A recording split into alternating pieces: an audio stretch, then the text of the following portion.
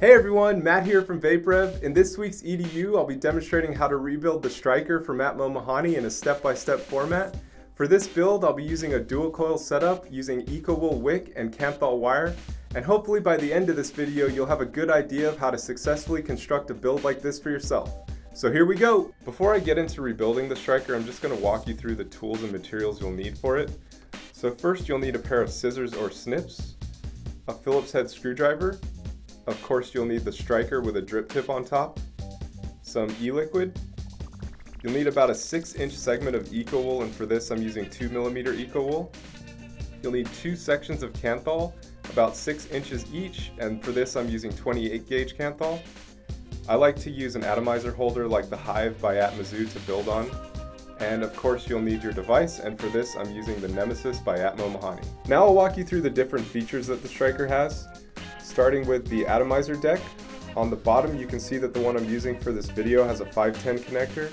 The striker is also available with a 69 mod and a Nemesis hybrid connector. And this is a 22mm atomizer, and it's a dripping atomizer, and you can see that it has a pretty deep recessed drip well right there, which will catch any excess e-liquid. It's a 3-post design. You have your positive post in the center and your 2 negative posts on either side. All of them have Phillips head screws, and if you remove the Phillips head screws on the negative post, you can actually remove the post entirely, so it makes it really easy to clean.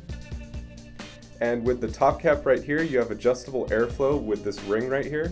And for single coil builds, your air holes range from 1.2mm, 1.5mm, 2mm, all the way up to 3mm. And for dual coil builds, you have 2 air holes that are 1.5mm. Now I'm going to get into actually wrapping the wick and coil for this. And as I mentioned before, I'm using a dual coil build using 2mm Ekowool. And for this I'm taking just a section about 6 inches long, and I'm not going to cut it. I'm going to use a single strand, and I'll explain why in a couple minutes. So what you want to do is just take about an inch length of it and double it over on itself. Just hold that. And then take 1 piece of Kanthal, and as I mentioned before, this is 28 gauge Kanthal, and I'm going to do 5 wraps on each side.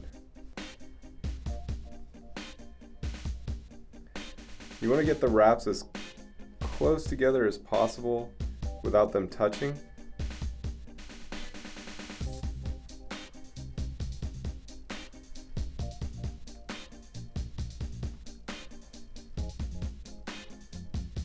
That's 4.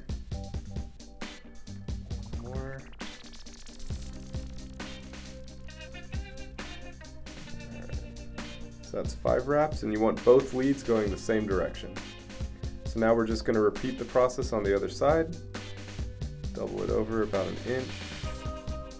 And we can adjust this after we're done, so don't worry about getting it perfect the first time. Take your other section of Kanthal, and again we're going to do 5 wraps.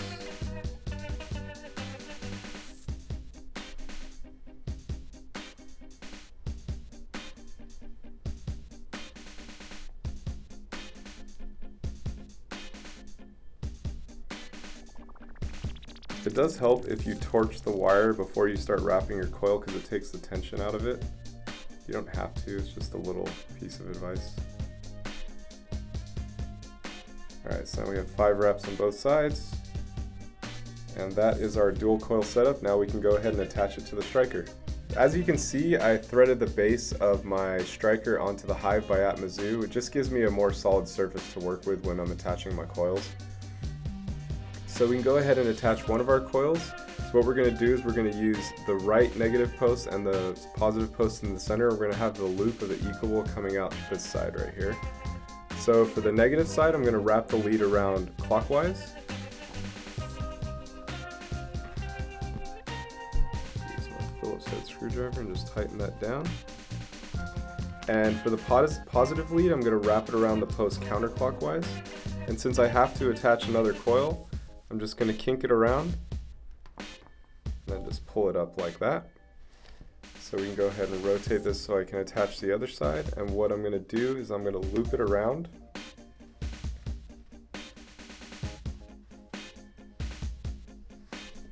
I'm going to attach it like this so that the loop of the Ekowool is coming out this way. So again, negative side, I'm going to wrap it around clockwise. thumb, screw down the negative post, and for the positive lead, I'm going to wrap it around counterclockwise. Okay. So just get around the post, pull it snug, and then we can go ahead and tighten down our positive post.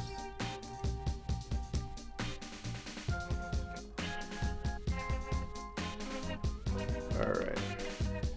Now I'm just going to double check my leads to make sure they're tight.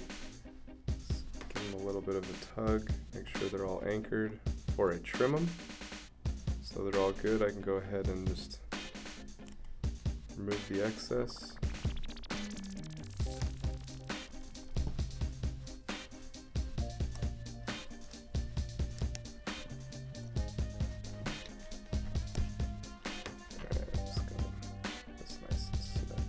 This. Okay. So now what I'm going to do is I'm just going to clean up the coils a little bit. Kind of space them out. Get them as even as possible before I begin test firing it. And on the other side, it looks like the other side's pretty good. And the reason I have the build like this is I'm going to use these loops and actually tuck it back under the coil, and what that will do is when you have excess juice in the drip well, this piece, this loop right here of Ekowool will soak it up and it'll actually hold a lot more e-liquid this way. Now I'm going to start test firing it so I can remove the striker from the hive. Set that to the side, grab my nemesis and thread the striker on.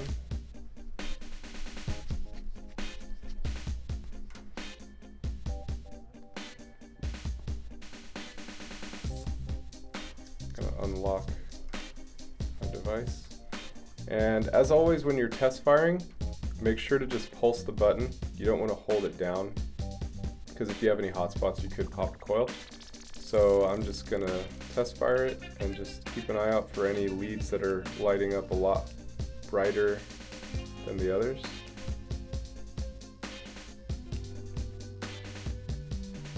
And if you do have a hot spot, you can just take your screwdriver and just space the coils out, get them as evenly as possible.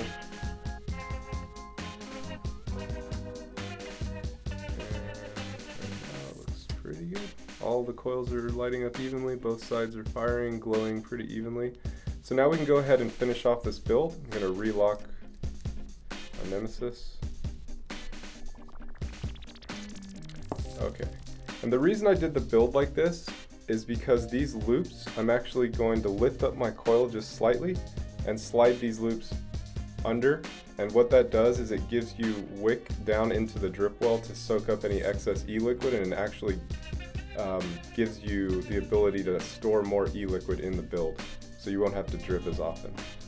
So what I'm going to do is I'm just going to lift this coil up slightly. I'm going to take the loop, and I'm just going to tuck it in underneath the coil.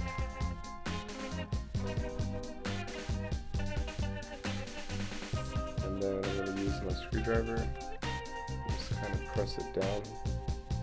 This will actually hold that loop in place.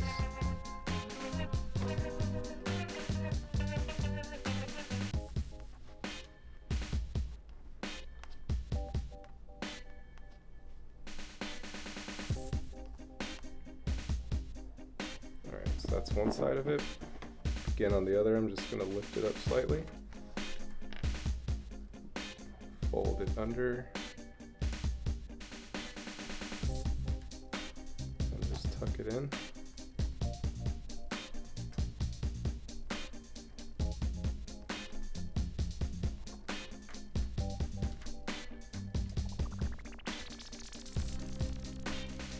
Once you have it in, you can just press it down a little bit. Alright, I'm just going to test fire it again real quick just to make sure I didn't mess anything up with my build, and they're still lighting up evenly. Looks good. So now we can just take a little bit of e-liquid get the wick saturated and test fire it while it's wet to see if we have any hot spots. And this also helps to break in the Ekowool, which will take a little bit of time until it's fully absorbent. So just put a little bit of E-liquid on. I'm going to test fire it.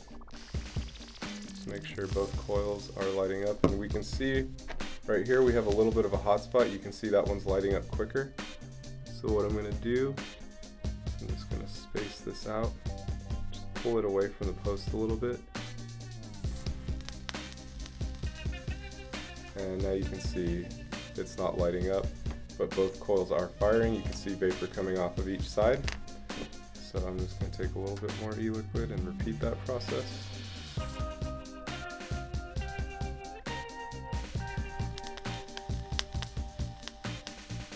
Both sides are lighting up.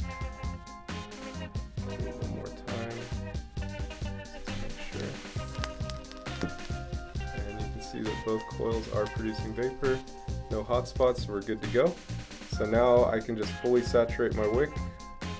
And again, with that loop sitting down into the drip well, if you over drip, it's not a big deal. That'll actually, the wick underneath in the drip well will soak it up.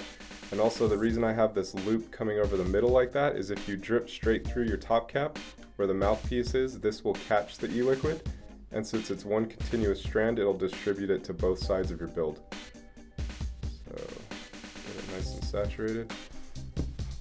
We can put the top cap on, and I'm going to adjust this for dual coil.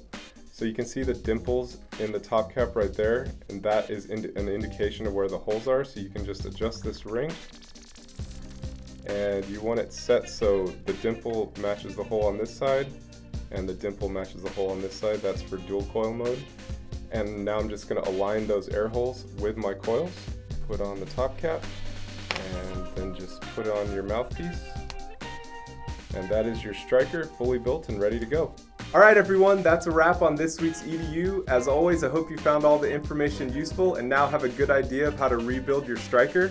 If you'd like additional information about the striker or would like to purchase one for yourself, you can find it at shop.vaperev.com.